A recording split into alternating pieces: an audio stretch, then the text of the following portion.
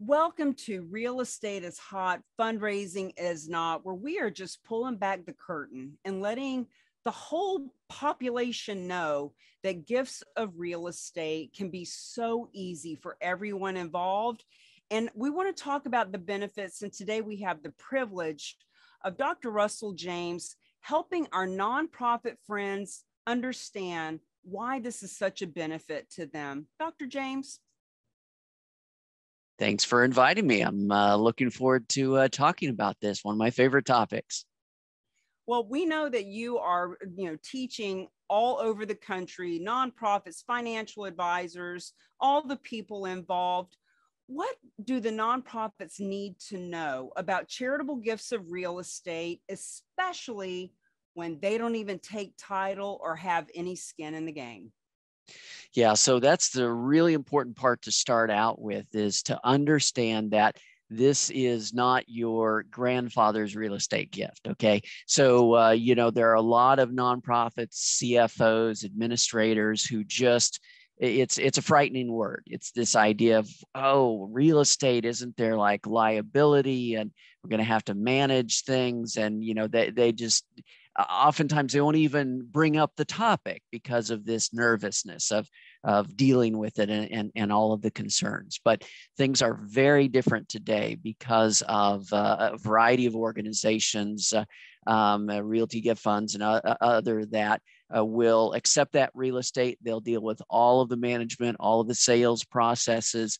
And the great thing is the nonprofit, they actually never even appear on the title. So there's not this concern of environmental liability and CERCLA rules and, all that sort of thing. And so really all the nonprofit gets is a great big old check.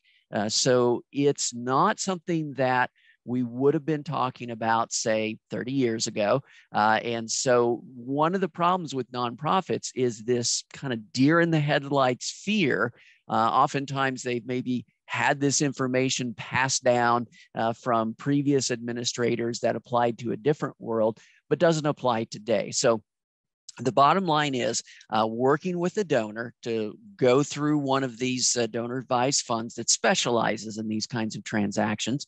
You can work with them so that the nonprofit has essentially zero hassle in this process. However, it is super powerful from a fundraising context, because if you want to get to those really large gifts, those gifts are not going to come from disposable income. They're going to come from wealth. And if we're going to be talking about gifts from wealth, we need to be able to have some conversations about real estate, because real estate, when it comes to financial wealth held by households in this country, it's the 800-pound gorilla, right? It's where those resources really are. And wow, you talk about what's been happening to the market right now.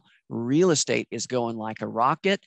Stock market's kind of going the other direction. So really even if you haven't been doing it before, you need to learn this language of talking about real estate and real estate gifts, especially for those major transformational gifts from the donors. Well, you wrote the foreword for our book, Real Estate is Hot, Fundraising is Not. You mentioned that this is the big gorilla in the room, and that, not only nonprofits, but real estate agents are kind of confused about it. When we talk to the nonprofits, none of them think it's a bad idea. They just don't know what to do with it. And so often we hear basically what's next.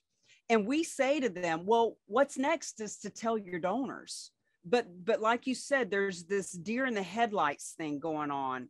So when they say what's next, and we say, tell your donors, and there's nothing that happens, how do we help them move forward? So what I would suggest is to start really simple. And what you want to do is to share stories of other donors who have made gifts like this, and to share how advantageous it is for those donors, that it's actually a smarter way to give. And maybe it's a story of a donor who has a vacation home and they're sort of tired of the maintenance on it, and they don't, they're not really going to want to use that anymore, or something that You know, they are the kids aren't going to want to have. They're not going to want to manage or deal with. Whatever the case may be, you just want to start sharing stories, because psychologically, the message that we want to communicate to the donors is not only that this is a smarter way to give, but also that people like them make gifts like this. So, you know, if you have to start out with it, it can be stories of donors. You could be a donor to another organization. You don't need to mention that in your story, but we really just want to share stories, and fundraisers are great at sharing stories. The problem is that if some of them think that, oh, you know, I'm going to have to know all these rules about a 1031 exchange and the, you know, tax consequences and all of this, and then they just don't talk. They just get silent. Nope. Their advisors will tell them about that. They won't.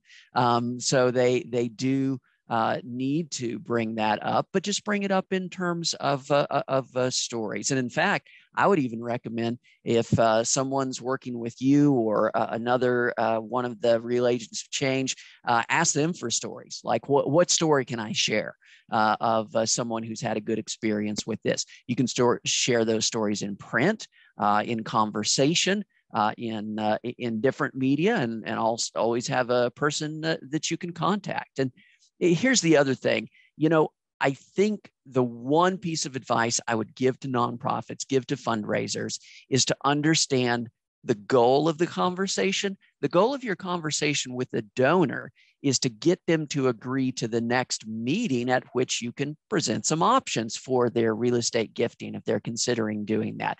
That then gives them time to talk with folks who are used to these sort of transactions, answer all the questions, get some details down, and to be able to come back to present to the donor.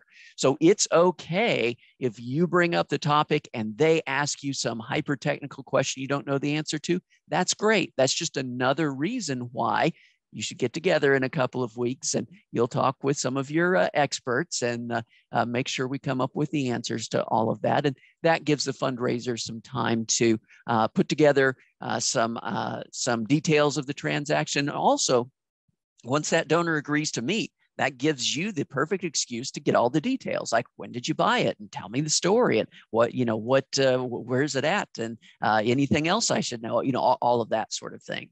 So those are some things I would suggest. I love that you go back to the 4 S's, which we mentioned over and over in Real Estate is Hot, Fundraising's Not. And I'd love for you to actually plug some of your new material. I've been looking at it on your LinkedIn, different ways of talking about fundraising and the Socratic fundraiser. Can you share the name of your most recent resources and how people can get those? Sure, absolutely. So you're right. The most recent one's called the Socratic Fundraiser. It's about how to raise money, in particular major gifts of assets, by asking questions, right? We're just assisting the donor. We're there as that guiding sage to help them give smarter. And it's part of a 4-book series. And if you connect with me on LinkedIn, I'll share the digital and audio copies for free. Or you can get them on Amazon as well. If you want to kill some trees and have the paper version, that's there as well. But no, I'm happy to share that with any folks who have interest. Easiest way for me is if you happen to be on LinkedIn, just connect with me there. Otherwise, you can send me an email and I'll send you links to those as well. So the series is the Storytelling Fundraisers, number 1, the Epic Fundraiser, all about the donor's hero story, is number 2, the Primal Fundraiser, which is why do we even give things to other people to start with, and then the last most practical one is the Socratic Fundraiser, how we can ask questions to inspire these major gifts of assets. Well, thank you for always being a massive resource in these conversations. And this is video 1 of a series of videos with Dr. Russell James. We will also be doing one regarding how to talk to the donors themselves. We'll be doing one for the real estate agents and how these are legacy listings. And we'll talk to the financial advisors and have that conversation in the next few of the series. Thank you very much, Dr. James, and we'll see you on the next episode of Real Estate is Hot, Fundraising's Not. See you guys later. Bye.